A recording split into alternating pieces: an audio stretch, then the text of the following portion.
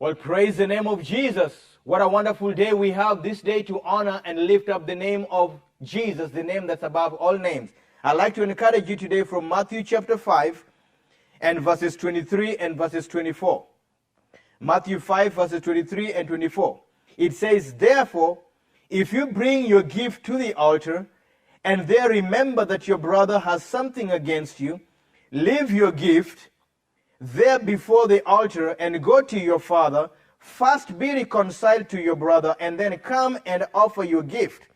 Therefore, on this particular two verses, we are being told that you need to be conscientious of your relationship with one another, because your relationship with one another affects your relationship with your Father.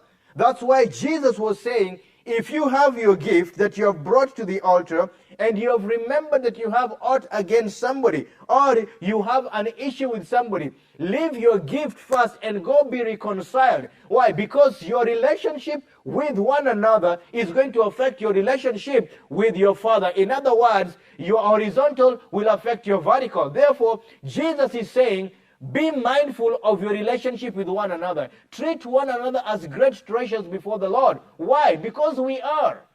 We are the only creation of God that God sent His Son to die for them. Nobody else, no other creation has God ever done for anything like the human beings. And therefore, when Jesus came and shed His blood for us, Jesus Himself said, there is no any other greater love than this, than man to lay down his life for one another.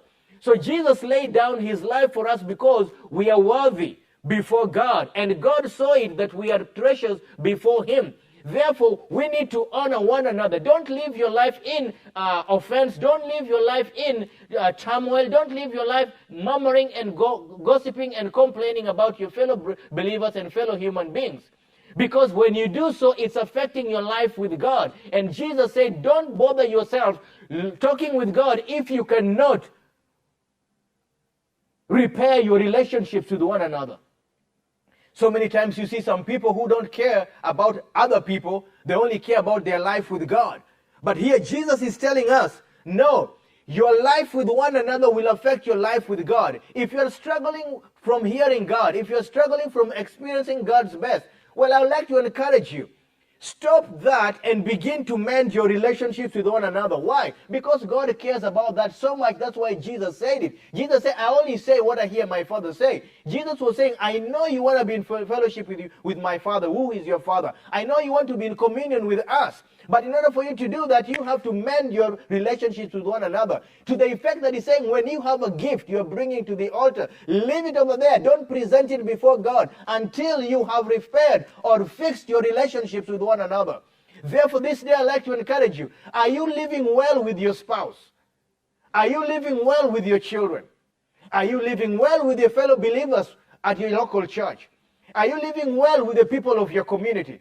Or do you just ruffle up people's feathers and they say, no, me and God, and that's okay, and I'll say a little prayer over here and all will be well? No, Jesus did not say just pray and all will be well. He said that no, whatever you're going to do with God or for God, leave it first and go and fix your relationships.